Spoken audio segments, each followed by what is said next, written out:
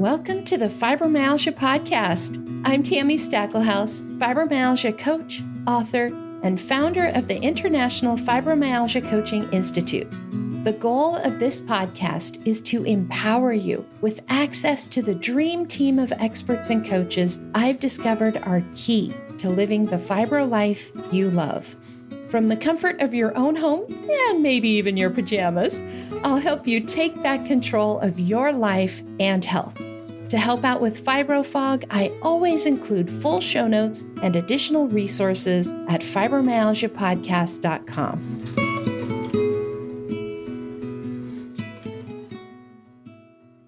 Welcome to the Fibromyalgia podcast. I'm your coach, Tami Stacklehouse, and this is episode 131. Today, I've invited Dr. Isabelle Amigues to share how she's using GLP-1 medication to help her rheumatology patients achieve remission. GLP-1 meds like Wegovy, Zepbound, Mounjaro, Ozempic, these are all the rage right now. These medications were originally designed for diabetes, but when we discovered that they also help people lose weight, they became the next big thing. But we've discovered something else too. GLP-1 medications help with inflammation. In January, the journal Nature published an article titled "Obesity Drugs Have Another Superpower, Taming Inflammation." The article discusses the results of several different studies showing that GLP-1 meds help to reduce inflammation in the liver, kidneys, heart, and even the brain, which, if you remember from episode 21, we have found that fibromyalgia patients have inflammation in their brains. And this is why Dr. Amigues is here, to share how she's been using the anti-inflammatory benefits of GLP-1 medications with her patients. Now, before we get to Dr. Amigues, I want to share two things. First, you're going to hear us use words like overweight and obesity and adipose tissue or fat. I want to be super clear that these are being used as medical terms. These are not value judgments or anything else. In medicine, being diagnosed as overweight or obese means something specific, just like being diagnosed with diabetes or high blood pressure. And adipose tissue or fat is, again, a medical description, just as if we were talking about muscle versus fat, right? Medically, you are considered overweight if your body mass index is between 25 and 30. You're considered obese medically if your BMI is over 30. So again, I want to be super clear that this is what we mean when we use those terms in this episode. It is not a value judgment. It is a medical diagnosis, just like hypertension or diabetes. Second, I want to remind you that the information that you hear in this podcast, as always, is never meant to be considered medical advice, and it's not intended to replace consulting with a qualified physician or other healthcare provider. Yes, Dr. Amigues is a rheumatologist. She is a doctor, but she's probably not your doctor. So take what you learn here today and share it with your providers to discuss with them if GLP-1 medication is right for you. Now, let me introduce you to our guest. Dr. Isabelle Amigues is a rheumatologist trained both in Paris and Columbia University in New York City. At age 40, Dr. Amigues was diagnosed with stage 4 metastatic breast cancer. A timely meeting with a non-traditionally trained practitioner taught her a different approach to disease. She experienced the power of meditation, visualization, energy healing, and most importantly, love. Her journey through cancer inspired her to learn more about these alternative techniques. And now that she has studied many of them, she has integrated them into her own practice of medicine. The founder and CEO of Unabridged MD, Dr. Amigues sees patients in Denver, Colorado. She is the author of multiple book chapters and scientific articles. Her podcast, Unabridged MD, can be found anywhere you listen to podcasts. And be sure to keep listening after the interview. I will have some additional resources we weren't able to mention during the episode, as well as results from some of the studies on GLP-1s for weight loss, and of course, this week's listener shout out.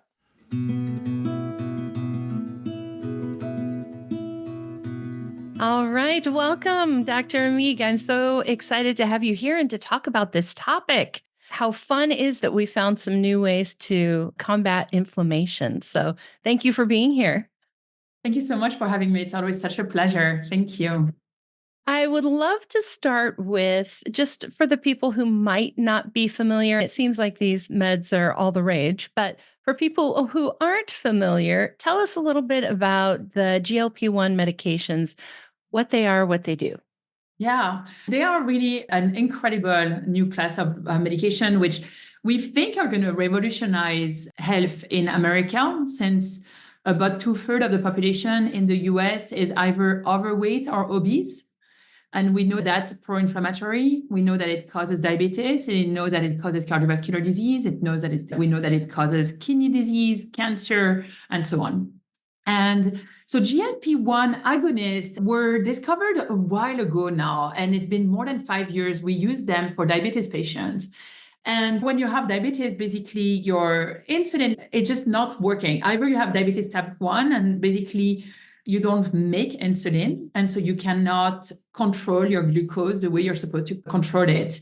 And then when you're diabetes type 2, it's usually that you're insulin resistant and you have so much insulin that the cells are not responding properly. The issue is that for the vast majority of patients we're going to talk about type 2, who have type 2 diabetes and need insulin after a while because they are so insulin resistant, is that insulin actually makes them gain weight. And so it's this vicious circle of I'm gaining weight, so then my insulin resistance is worse, and then I keep needing more. And so then you're you're just like keeping all this glucose, and it saves lives to be on insulin, and definitely it has a role. But we needed to do better for our patients with diabetes. And GLP-1 agonists came onto the market. Again, it's been a while now. I can't remember. I think it's 5 or 6 or maybe 10 years even. It's been a while. And basically what they do is they have several actions, but they help with insulin resistance. So they decrease the insulin resistance. They act on your pancreas. They act where usually there's an insulin receptor. So it really does help diabetes. But in the process of looking at diabetes patients that were on those drugs, we found that it was helping the heart, that it was helping the kidneys, and that they were losing weight. And so we started looking at more studies and at studying those treatments for patients with obesity and overweight.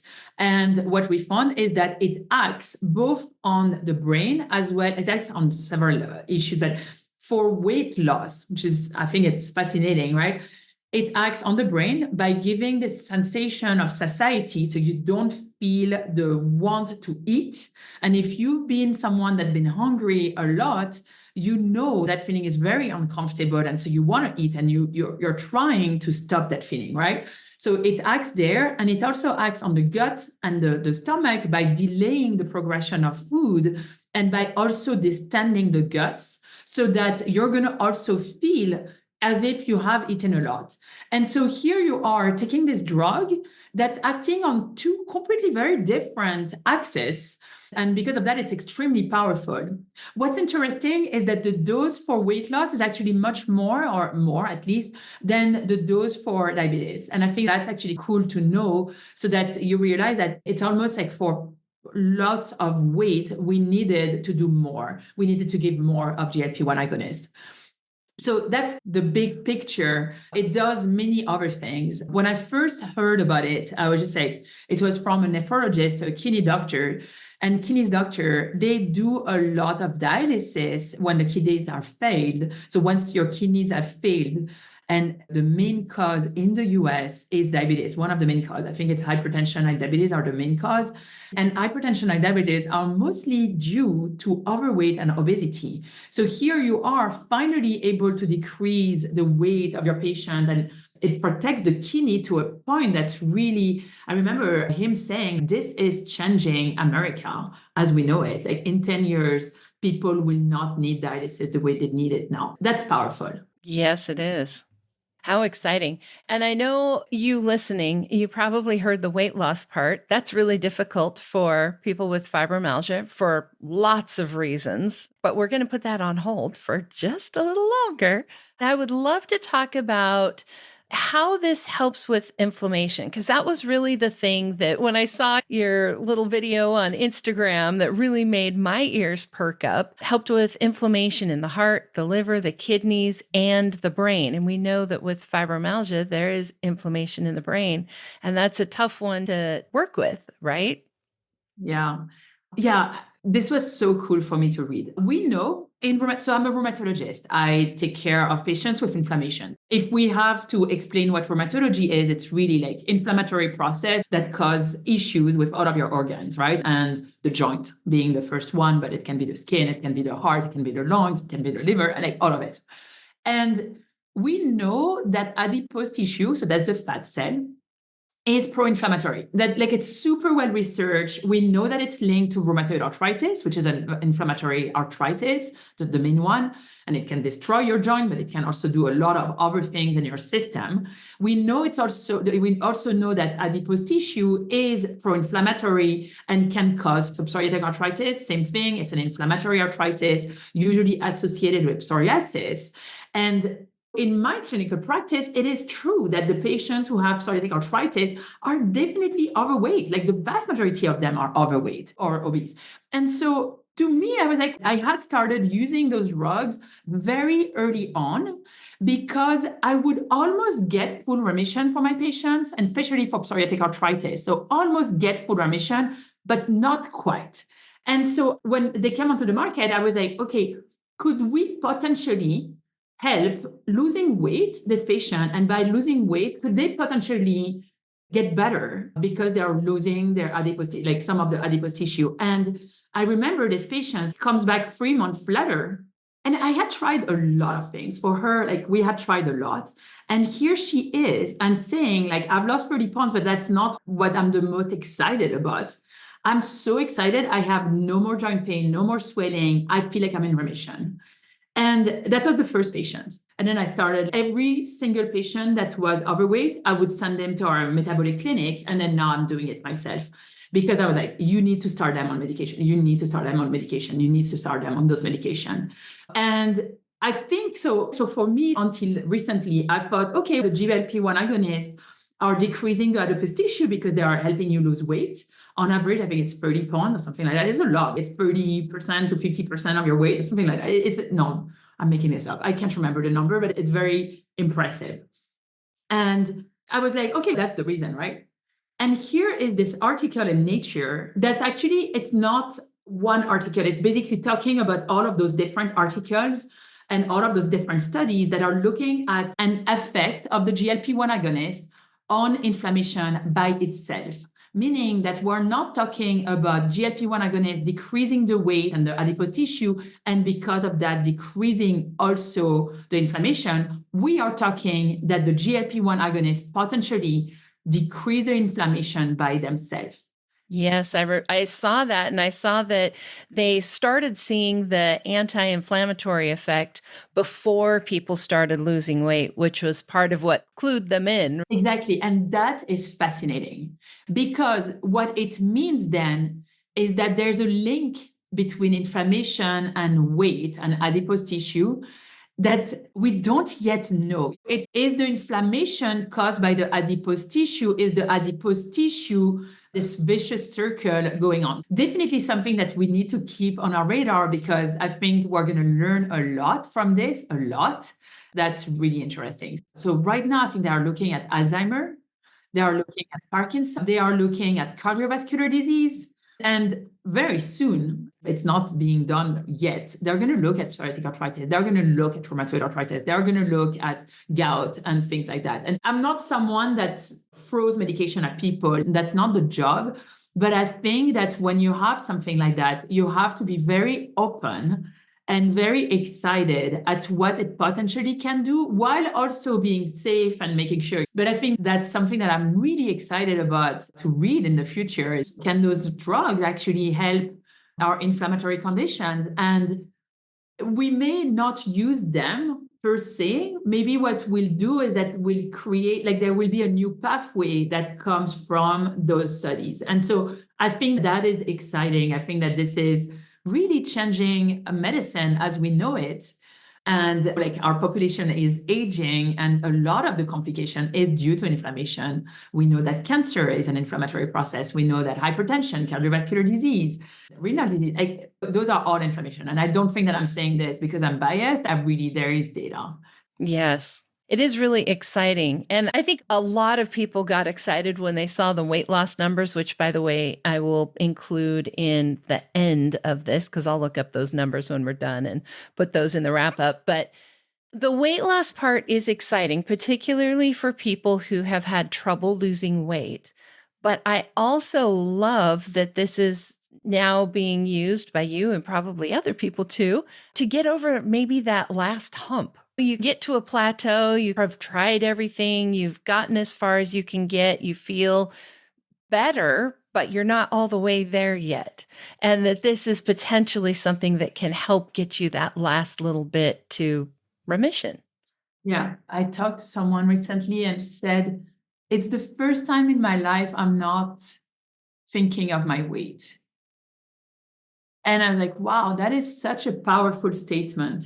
That is such a powerful statement. So again, I don't necessarily give those drugs to everyone because I don't think everyone needs them, but it is a powerful statement. And I think that the way that food is processed, especially in this country, makes it really hard to lose weight, extremely hard. And I think that they can really help. I really do think that they can help. And because there is virtuous circle, so the opposite of vicious circle, there is a virtuous circle. When you lose weight, you have more energy, you can exercise, so then you lose more weight, and then you have more energy, you can exercise, lose more weight, and so on. And I think that we could potentially use that for that reason. Yes, definitely. And the same is true for fibromyalgia and everything else, right? Part of the reason that we don't exercise and maybe don't eat healthy is because we don't have the energy to do the things that it would take, right? And so if we can start feeling a little bit better, having a little bit more energy, we can cook healthier meals instead of just grabbing a bowl of cereal, right? And I think that's a very cool point, is the fact that if you're not hungry, then you can choose what you eat. If you're hungry, usually you're not choosing. Usually, like, you're going to go for what your brain is telling you to go. So that's going to be like, I don't know, pasta, bread, rice, things like chocolate, like things that's why in my pantry, I try to have none of this, because I know that if I'm hungry, that's when I'm going to go. So I try to have already pre-made food that I've made, that's whole food, plant-based. But I agree with you. I think that in a way it's helping our self-control. And it's so easy to say some people have more self-control than others, but it's all biology. Yes, maybe it's how we are, but I think that there's a lot of biology in there to say, oh, it's self-control. And you're like, yeah, you don't have the signals that I have when it comes to being hungry. Maybe like my hunger has nothing to do with your hunger. I think there is no judgment to have. And this is just a tool. Yes, I love that. I love that. And I think we need to see more things that way as just a tool. It's not like you get extra gold stars if you don't use medication or anything else, right? We know that medicine is so powerful now, right? And I'm a big fan of taking on doing anything naturally. In fact, I'll tell you, like, I was actually considering semaglutide because I am technically a little bit overweight, and not anymore actually, but I was technically a little bit overweight.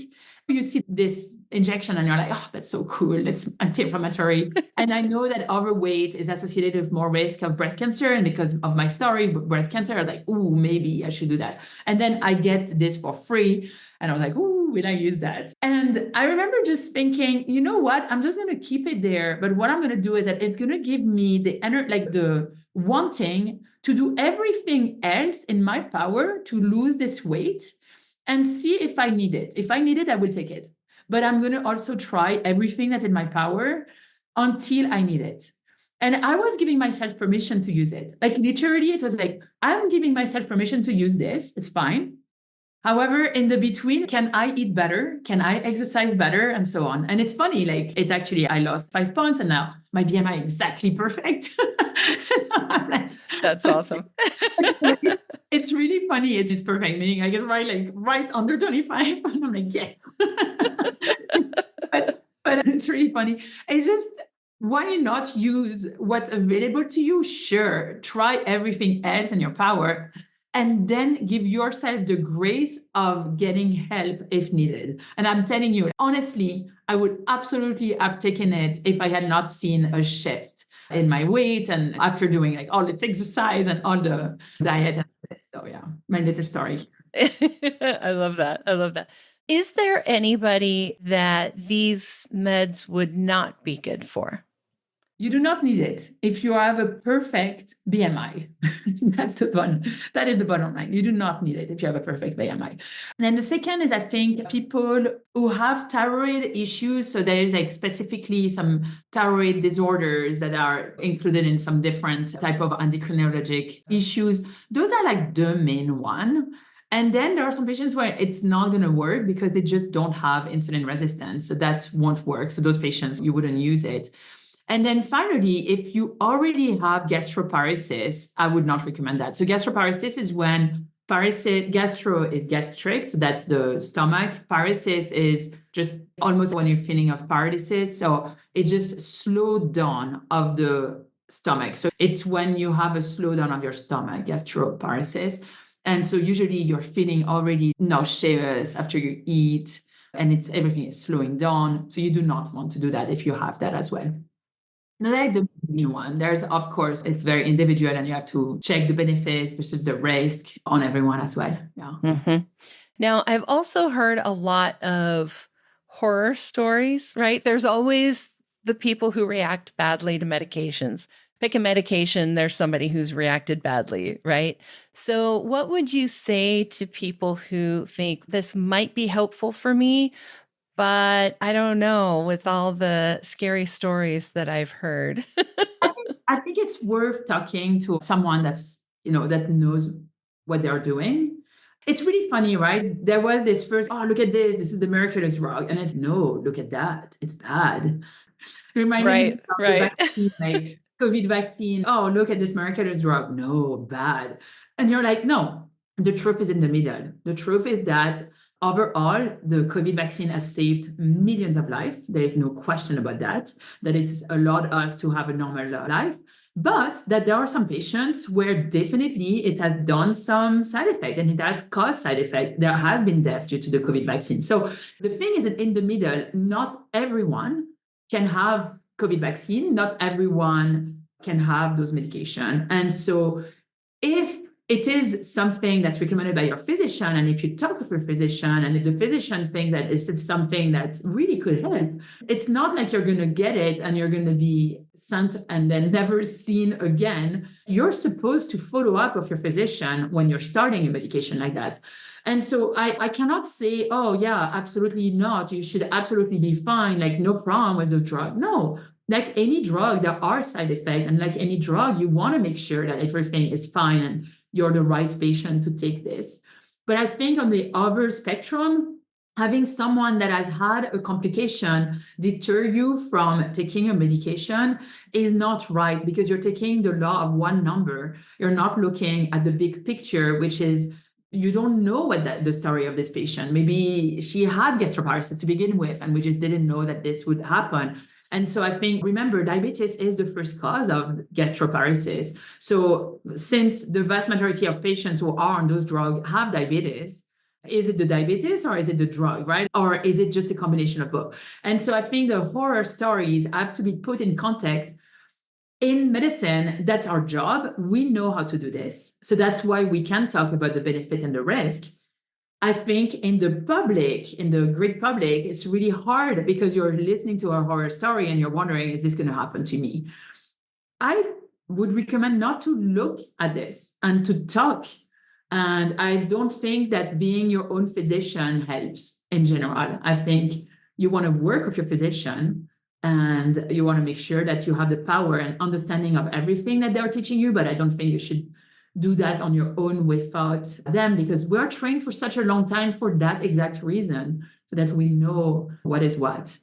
And when I was getting ready to do this episode and doing a little bit of research, one of the things that came to me was, am I going to believe one person or even several people who have had a bad experience, or am I going to take the advice of somebody who uses this all day, every day with a bunch of people? And that may not be you all day, every day, but there are people out there that are literally using this all day, every day with lots and lots of people. Yeah, absolutely. Again, like for me, like I'm trying to think, every single patient I've had that has been on it has responded super amazingly, has not had any side effect. There is one patient that did not respond. There's one patient that did not respond. But remember, our patients, some of them have been on steroids for a long time. That causes a little bit of the weight gain is different in those patients than when it's because of insulin resistance. So I think that's important. But yeah, like my experience with those drugs as a physician has been only great, really good, actually. Yeah. Yeah, that's awesome. That's awesome. So, what would you say to the person who's thinking about trying this? What would be their next steps? Obviously, talk to your doctor, but how would you go about having that conversation? And many of us have several doctors. Which doctor would you talk to? So if you have diabetes, I think the endocrinologist is the right person to go to, or your diabetes person, because it is a drug that really helps with diabetes as well. And so for me, if you have diabetes, it's a no-brainer. Just talk to your primary care or your like endocrinologist. So that's a no-brainer to me. The second is if you're obese. So if you have a BMI that's 30, now we recommend it. We recommend those drugs. And same thing, I would talk to a primary care physician or an endocrinologist to see if that's something that could work for you. And then if you have a BMI of 28, so you're overweight but not fully obese, but you have other comorbidities, that is also an indication. And usually, so you can actually use those drugs and get covered by insurance. The issue is that they are out of the shelf. It's almost impossible to get them right now. It's been really difficult to get. I think they are out of stock. I don't know what's happening with them. And so now we have compounding pharmacies. Some of them are FDA approved, some of them are not. I would highly recommend you make sure that they are FDA approved. And one way to know that they are FDA approved, those compounding pharmacies, is that you have to have a prescription from a doctor. Whereas the other ones, you don't have to have a prescription from a doctor. So those component medication, like semaglutide, they do work just as well. But it's true, if you can get it through insurance, that would be personally my favorite, because the pen is easier than like drawing the injection and so on. But to me, I think we all have zone of geniuses, right? And so your zone of genius, Tami, is to create this coaching program and be an incredibly good host for a podcast for fibromyalgia patients. That's your zone of genius, right? My zone of genius is that I know how to put my patients in remission if they have an inflammatory arthritis, and I'm using all the tools that are available to me, including semaglutide and GLP-1 inhibitor. I think that patients that are not physicians don't necessarily have the zone of genius as well.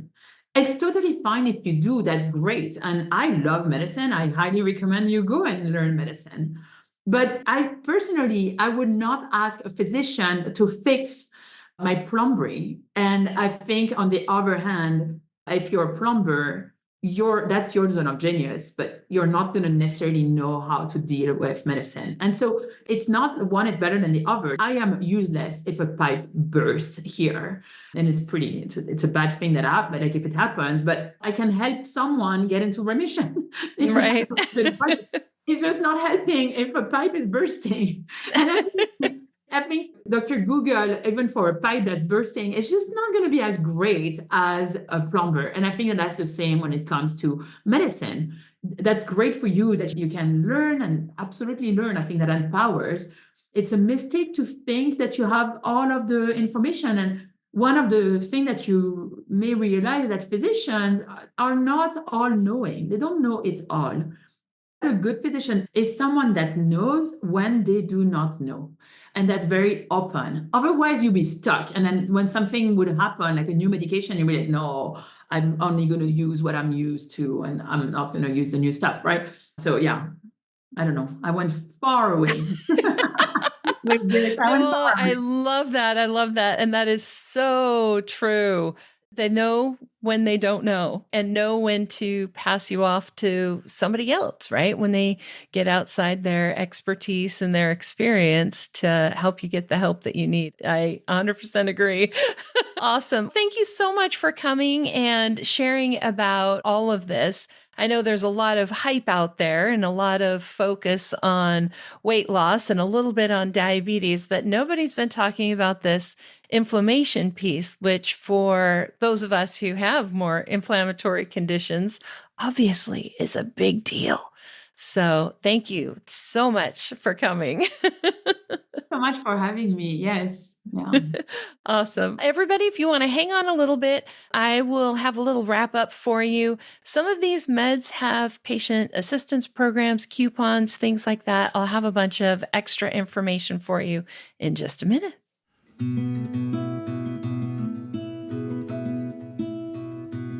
And that wraps up my interview with Dr. Isabelle Amigues from Unabridged MD. To read the article in Nature that sparked this whole conversation, just visit our show notes. We'll have a link to the article that you can read in the notes for this episode. Just go to fibromyalgiapodcast.com/131, 131. And as promised, I did look up the specific numbers from the weight loss studies on these meds.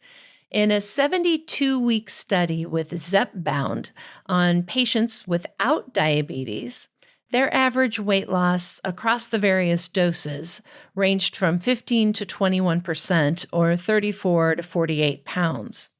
For patients with diabetes in this 72-week study, patients lost 13 to 15% of their body weight, or 28 to 33 pounds. There was also a study done on Wegovy, a different GLP-1 med, and this is a 68-week study. They found that their patients, on average, lost 15% of their body weight, or 35 pounds. A third of their study participants, which you guys, a third, that's a big number. A third of their study participants lost 20% of their body weight, or 46 pounds. Now, as you might know, these medications are not cheap. They're hard to get, and they may or may not be covered under insurance. So make sure to take advantage of the manufacturer coupons to receive discounts. And I know the manufacturer of Zepbound, Lilly, they even offer a direct ship to patients, which may or may not be faster to get these meds if you want to try them. We'll have links to the manufacturer's websites in today's show notes. Just go to fibromyalgiapodcast.com/131 and we will have those links. Those websites will also have a lot more information on each of the medications, where you can read about the studies that I mentioned, the side effects, who this is good for, and who should not use the meds. Those will all be out there. And by the way, if you want to learn more about how insurance works, about patient assistance programs, manufacturer coupons, and all of that good stuff, go check out episode 111, Understanding Insurance Coverage with Dr. Chelsea Leibowitz. She talks about all of this in that episode, and I think can make it a lot easier to understand why your insurance may or may not cover certain things and what to do about it. We'll have a link to that episode in today's show notes as well. Just go to fibromyalgiapodcast.com/131. And now I've got this week's listener shout out for you. This comes from Jess. She sent this to me on Instagram, and she said, "Hi, Tami. I just wanted to stop by and say hi, and to also let you know how helpful your recent episode was regarding seasons of rest." She's talking about episode 128. She said, "In this world, there is so much pressure to be like others and to be able to do what others can do. When, as somebody with fibro, we are often left feeling less than due to our culture. What a great reminder and confirmation for me your episode was. Going slow and steady equals health. Rest equals health. What you do is so important. Thank you." And thank you, Jess. I really appreciate that you appreciated that episode. That was actually one of my favorite episodes, talking about the seasons of life and embracing our winter seasons, our seasons of rest. So if y'all haven't heard that one, go check it out. We'll have a link in today's show notes. It's episode 128, and we'll have that at fibromyalgiapodcast.com/131. That wraps up today's episode, and I will see you all back here next time. And that wraps up another episode of the Fibromyalgia Podcast. I'm your coach, Tami Stacklehouse. For daily doses of hope, inspiration, and practical advice, come hang out with me on Facebook. Visit facebook.com/fibrocoach to find my personal coaching page and connect with me directly. To find the show notes, additional resources, or to schedule a consultation with me or one of my coaches, visit fibromyalgiapodcast.com.